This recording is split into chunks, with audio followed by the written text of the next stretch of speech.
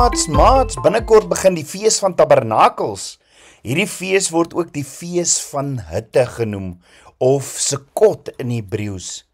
Maar Vader sê vir Moses in Levitikus 23, dat sy kinders 7 dae lank hierdie fees vir hom moet hou, plus nog 1 dag, maar eintlik 8 dae, waarvan die eerste en die 8ste dag heilige dae is.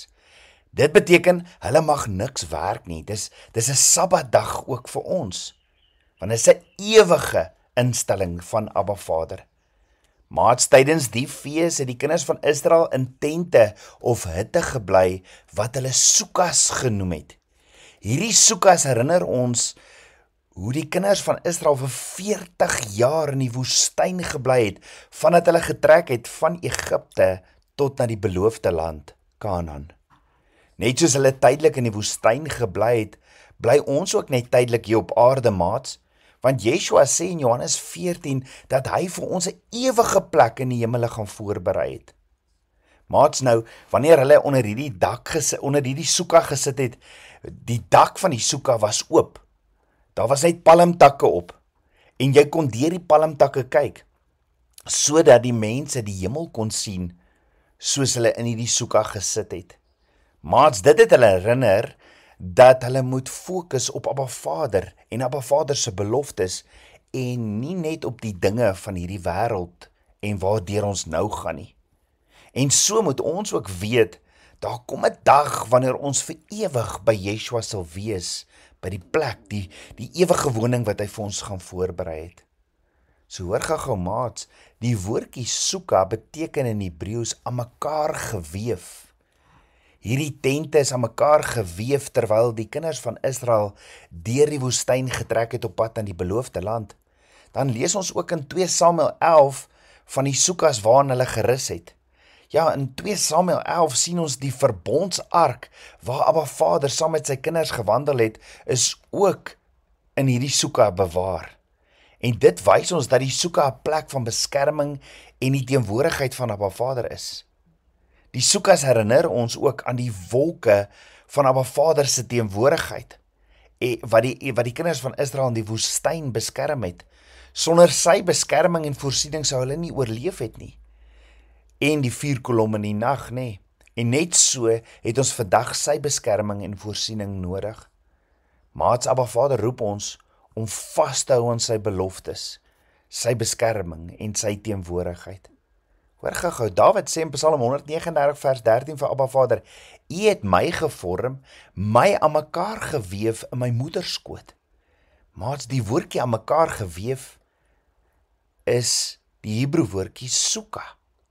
Dit beteken dat ons liggame soos 'n Sukka is, gemaak deur Abba Vader, sodat hy in ons kan woon, sy teenwoordigheid, dat ons sy teenwoordigheid kan dra.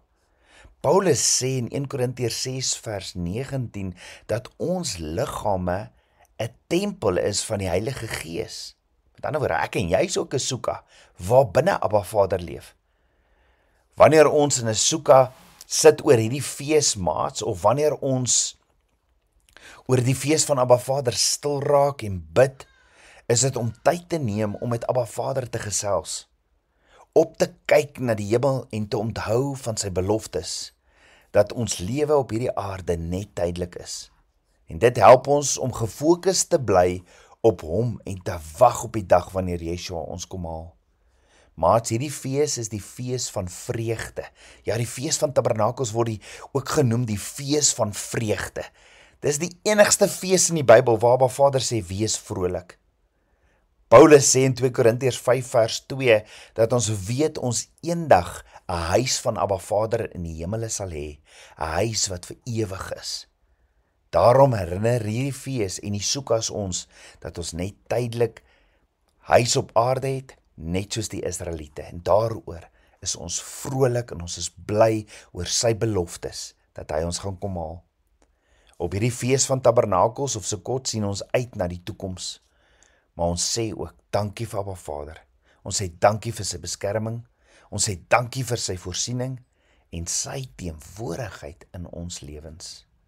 Maats, binnekort gaan ons lekker saam met Abba Vader sy fees hou. Kom ons bid saam. Ons almagtige Vader, Papa God, dankie vir u liefde. Dankie vir u goedheid. Dankie dat u feestye het waar ons kan afsonder en kan opkyk en vashou aan u beloftes. U is 'n God wat nie leë beloftes gee nie. En dankie dat ons weet Yeshua het vir ons 'n plek gaan voorberei. Net soos ons vandag soek as ons is u tabernakel, u tente waar binne u woon.